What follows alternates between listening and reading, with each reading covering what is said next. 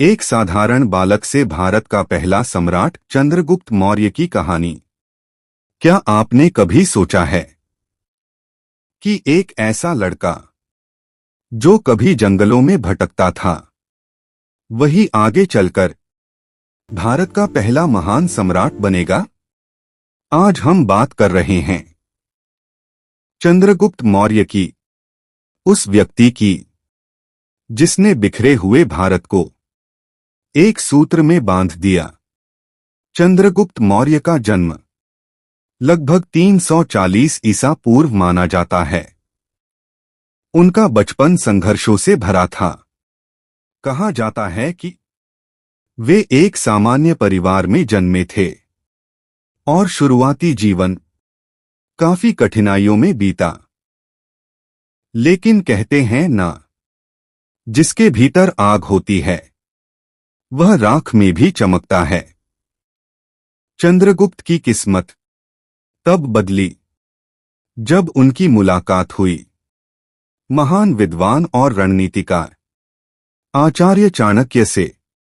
चाणक्य ने इस बालक में एक महान शासक की झलक देखी। उन्होंने चंद्रगुप्त को राजनीति, युद्धकला और शासन की शिक्षा दी। यहीं से शुरू हुआ इतिहास बदलने वाला सफर। उस समय भारत में धनानंद का शासन था, एक क्रूर और अहंकारी राजा। चंद्रगुप्त और चाणक्य ने मिलकर नंद वंश को उखाड़ फेंका और मौर्य साम्राज्य की नींव रखी। यह कोई आसान जीत नहीं थी, यह जीत थी धैर्य, योजना और अद्भुत रणनीति की।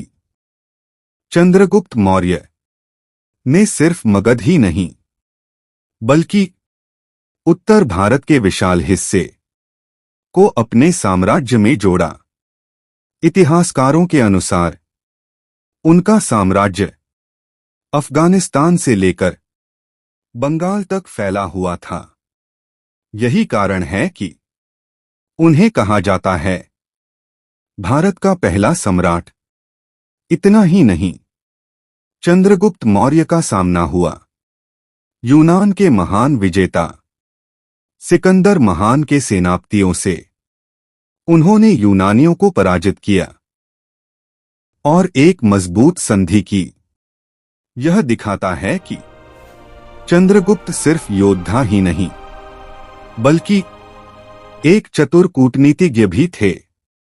शांत, गंभीर संगीत। जीवन के अंतिम चरण में चंद्रगुप्त मौर्य सब कुछ त्याग कर जैन धर्म की ओर मुड़ गए। उन्होंने राजपाट छोड़ा और साधु जीवन अपनाया। कर्नाटक के श्रवणबेलगोला में उन्होंने तपस्या करते हुए अपने जीवन का अंत किया। चंद्रगुप्त मौर्य की कहानी हमें सिखाती है कि जन्म नहीं, संघर्ष और संकल्प इंसान को महान बनाते हैं।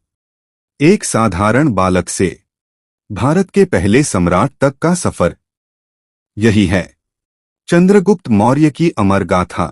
अगर आपको यह कहानी पसंद आई हो तो वीडियो को लाइक करें, चैनल को सब्सक्राइब करें।